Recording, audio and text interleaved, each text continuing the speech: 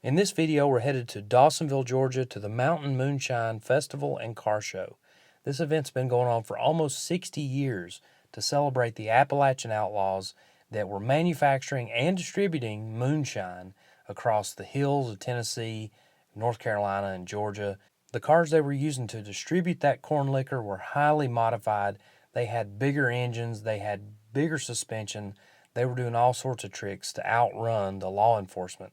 And a lot of those tricks were used in the early days of racing. So this illegal activity led to an automotive culture that's still going strong today, and this event celebrates a lot of those things, especially those early moonshine cars, some of the historic race cars that were a product of those moonshine runners, and some really high dollar Fords that you're not going to see anywhere else. So I'm sure you guys know that Bill Elliott and his son Chase Elliott are from Dawsonville, Georgia, and there's a lot of round track history in this area. So there's a lot of round track cars on display at this event. And this one got my attention because it's a 55 Chevy. You can see the fenders have been cut out. It's got a cool paint job, cool lettering, no windows in it whatsoever. The doors are welded up, full roll cage. This is the type of car you'd see on the dirt tracks of America well into the 70s and 80s. These cars were still getting beat up on the track. Here's another round track car. This one's a 36 Ford, and this is actually a movie car from the number 3, the Dale Earnhardt Story movie that was filmed in 2004. This car was built to replicate Ralph Earnhardt's 1961 dirt track car. And this thing does have dirt track racing history, but it is not Ralph Earnhardt's car. But it does have a 6-cylinder Ford engine, 4-speed transmission, quick change rear end, and you can see those modified doors, the crash bars on the side, the pipes coming out of the rocker panel area. This is a tried and true dirt track car from the Southeast. Here's another cool race car, this time based off of a 33 or 34 Ford sedan. You can see this thing's got big Ford horsepower under the hood. You can see that hand-fabricated hood, 32 Ford grill shell, staggered tires on it, some cool magnesium wheels, and a big wing on top. This is a neat little race car. Now you guys know I love old drag cars, and this is a great example. This is Jim Kennett's 1980 Plymouth Volare. This thing had Hemi horsepower back in the day, and it was a serious combination.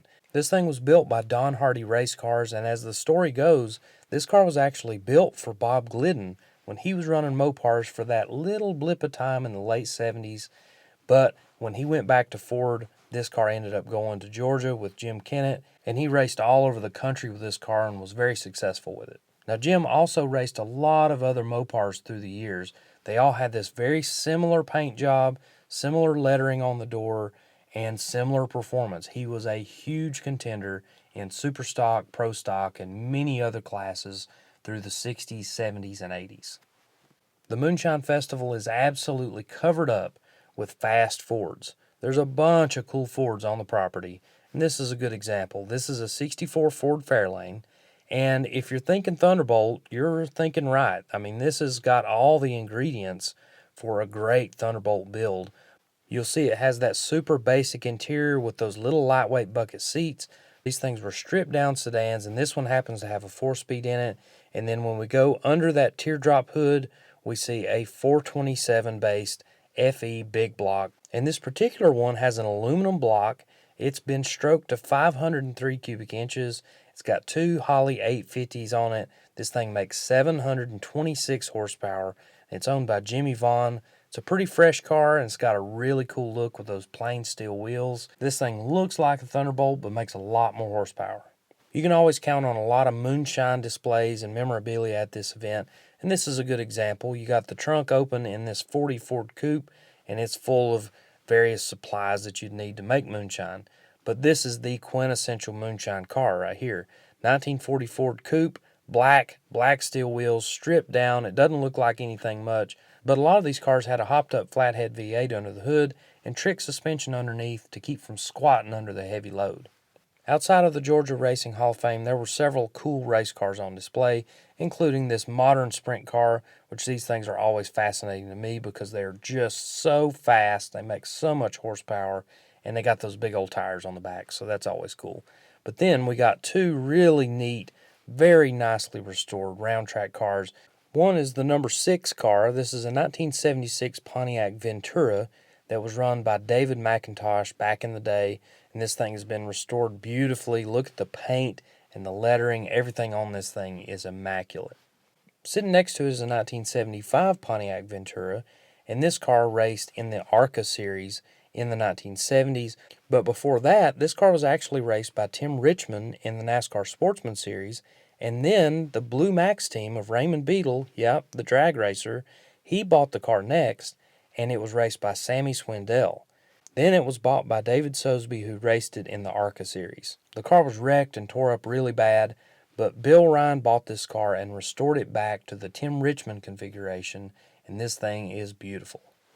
Now here's a pretty cool combination. This is a modern dirt track car, and I'm assuming this is some sort of late model. I don't know if it's a super late model, limited late model, regular late model, I don't know. But what got my attention is the engine. This thing has a killer Buick V8 in there, and I mean it's got aluminum heads, a big single plane intake. It's a very unique engine when you're used to seeing small block Chevys, but this thing probably has some deep roots in the NASCAR days, probably in the 70s or 80s. I don't know, but I thought it was cool. There was no shortage of cool Fords at the Moonshine Festival. Lots of cool Galaxies too. Some R-Code cars, some other big block cars, and then look at this black one. This thing has got a serious engine under the hood. You can already see the stacks sticking up. That's electronic fuel injection made to look like old Hilburn stack injection, and it's on top of a killer Ford shotgun Hemi, 429 based, but according to the valve covers, this thing has 520 cubic inches. But look at the outward appearance of this thing. Black steel wheels, dog dish caps, slick black paint with red guts on the inside. This is a killer combination. Inside the Georgia Racing Hall of Fame, there was a lot of cool stuff to look at. We didn't go too deep in there. It was pretty crowded, as you can see, but they had some really neat cars and cool memorabilia too. Just a lot of great stuff, a lot of places to hang out, a lot of cool stuff to see. All right, now this is what I'm talking about. I love old drag cars, and we've got the king of the Fords right here. Now, I had to do a little bit of studying to try to figure out the history because I just love the history of old drag cars.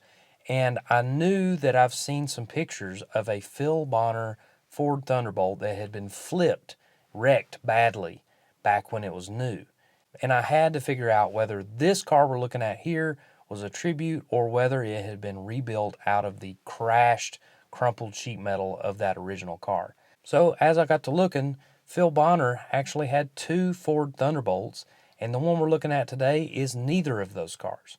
So the first Thunderbolt he had was a very early production. He got it in 1963 and hit the ground running, started racing this car hard. And during this time he had a 64 Ford Falcon that he was racing, also 427 powered. And while Phil was out racing his Falcon, one of his crew guys, Jimmy Evans, took the Thunderbolt out to Paradise Drag Strip in Calhoun, Georgia, had a mishap and ended up rolling the car, completely destroyed it. There's pictures of it here. You can see the body was just mangled. And as the story goes, Jimmy Evans was never to be seen again. Phil never saw him again, was never able to talk to him about what happened. All he knew was that his car was destroyed and it was time to pick up the pieces. So ultimately, he ordered another one. He got a second Thunderbolt, and a lot of them got cut up into AFX cars and altered wheelbase cars. And that's exactly what happened with the number 2 Thunderbolt. It actually got the wheelbase altered a little bit. It raced under a couple different identities and ultimately sat in a barn for many, many years, not too far away from Phil Bonner's house. He knew the car was there, but could never come to an agreement on a price. So he ended up building his own. And that's what we're looking at here today in Dawsonville. This is a very authentic recreation of a 1964 Thunderbolt. This car is built with authentic parts, and it's built with a very authentic look. We'll see that it's got some American Racing torque thrust wheels, which in a lot of cases these cars just ran steel wheels. But other than that, this thing looks like it's straight out of 1964. You can see it's got a lot of cool hand lettering that's just like the original car. And even though this particular car doesn't have a lot of drag racing history with Phil, it still has a lot of those stories wrapped up in it. The stories of the original Thunderbolt, the stories of the second Thunderbolt, and all of the different Ford drag cars that were campaigned by Phil Bonner throughout the 1960s. this car continues to tell those stories, and it's still in the Bonner family, so that's really cool. Here's another cool Ford that got my attention. It's a slick black Ford Fastback with a red oxide front end, snorkel scoop. It's got all the right ingredients for a cool Saturday night special street racer. Krager wheels, big and little tire combination. It's just a cool old school hot rod. Here we go, another Ford, this time a 64 Ford Galaxie. Now this thing's got a cool street cruiser look going, bright red, American racing wheels. On the inside, looks nice and comfortable in there, but this is the real wow factor of this car. 427, single overhead cam. This is the quintessential Ford power plant. This is the one everybody wanted in 1965. Through about 1967, these things were the kings of the drag strip. Now this thing looks pretty street friendly, but these 427 cameras were radical. They had big compression, big cams, two big Holley 4-barrel carburetors. They were not your average street engine, but this one looks right at home in this 64 Galaxie. The only thing that would have made this 55 GMC truck any cooler is if it had an old race car on the back of it, but this thing was absolutely slick. Look at the paint on this thing. All the details are great, and look under the hood. A Pontiac V8, tri-power, GMC branding, which, interesting enough, these GMC trucks, if you ordered a V8, you didn't get a Chevy V8, you got a Pontiac V8. The pavilion on the property was reserved for moonshine runner cars.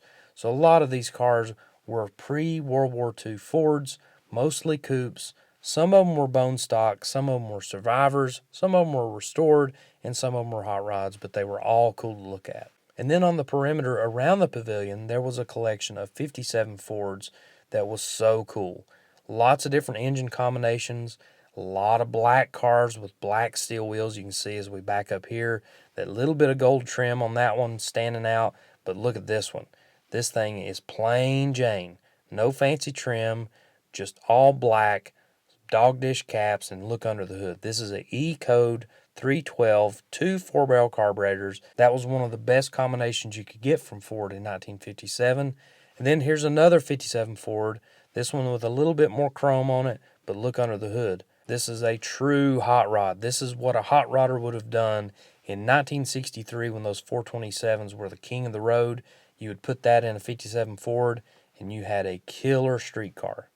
Up next, we got a cool lineup of open-wheel modified cars. You can see big wing on that one, and then a more subdued combination on this number 83 car. But next to it, check out this, another cool Ford.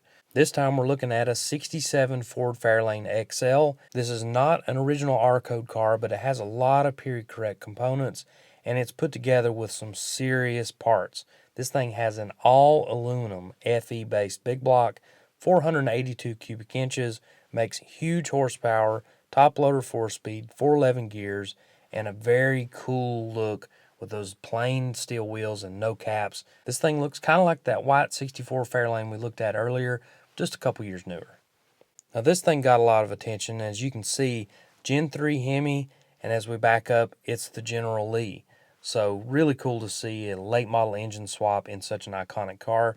And sitting next to it, Bandit Trans Am. Georgia is a major hotspot for these second generation Trans Ams, and there was a bunch of them at the show. This one happened to be my favorite because it has a lot of cool custom details, aluminum heads on that Pontiac engine, the bigger snowflake wheels, and a very slick paint job. Now, even though there is not an official swap meet at this event, there's a couple guys who set up a bunch of stuff out in the yard, and there's a lot of cool stuff to look at. Again, mostly Ford stuff, but a lot of rare parts. Rare intakes, those header type manifolds, 3 deuces, 2 fours, blowproof bell housings, lots of cool stuff to look at and buy if you need some for your project. Of course, I'm always looking for old wheels and stumbled across this pair of Kelsey Magstar wheels. There's only 2 of them there. These things always bring good money because you often see them on Shelby Mustangs, but you could get them for just about anything back in the day.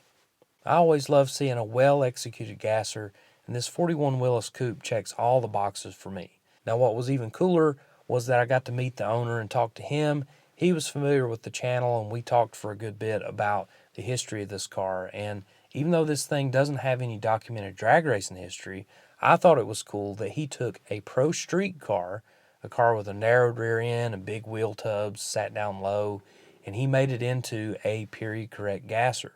So he put the straight axle under the front, he put a wide rear end with some really cool traction bars, he put some magnesium wheels on it. So that's another thing we got to talk about here. So the rears are Halbrand. They're pretty standard issue.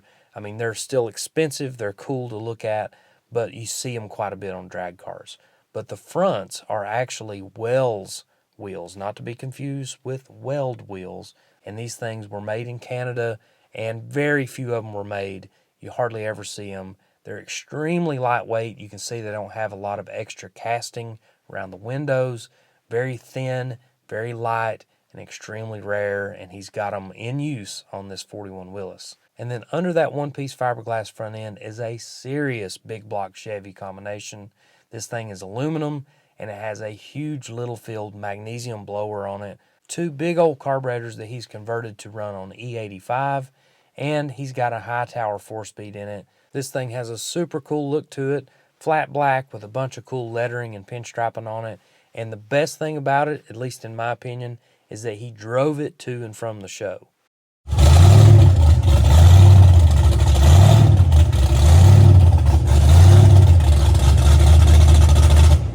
Now, this next car wasn't parked front and center, it didn't have ropes around it, but it is one of the rarest and coolest cars on the property. This is a 1965 Mercury Comet, and it's a factory-built drag car. Actually, it was built by Bill Strop. He's the one who was responsible for the AFX and BFX Mercury Comets, and this one is of the BFX variety. AFX cars had 427s, BFX cars had 289s. Now, this particular one has the Cobra top end setup, which consists of Weber carburetors. It is a killer setup. A lot of these BFX cars ran very aggressive rear end ratios, well into the fives, and this is a great example of one of these cars. These cars were extremely rare from day one, and a lot of them got cut up and turned into ultra wheelbase cars and got scrapped for other cars or may have gotten wrecked. So there's very few of these things still in existence. And this one is legit. It's got the 289 engine. It has fiberglass body panels. So these things had a fiberglass hood, fiberglass fenders, fiberglass bumpers, and fiberglass doors. And a lot of them even had Lexan windows. So these things were weight reduced to the max. Now, I don't have any history on this specific car, but I do know that it was restored and raced in the 80s and 90s by Dave Coons. Now, he did the paint to match his other factory drag race Mercury Comet, which is an AFX car. So he had a matching pair of AFX and BFX 65 Mercury Comets. Unfortunately, the matching pair of cars got separated, but I'm glad to see this BFX car out and about, getting seen by the public.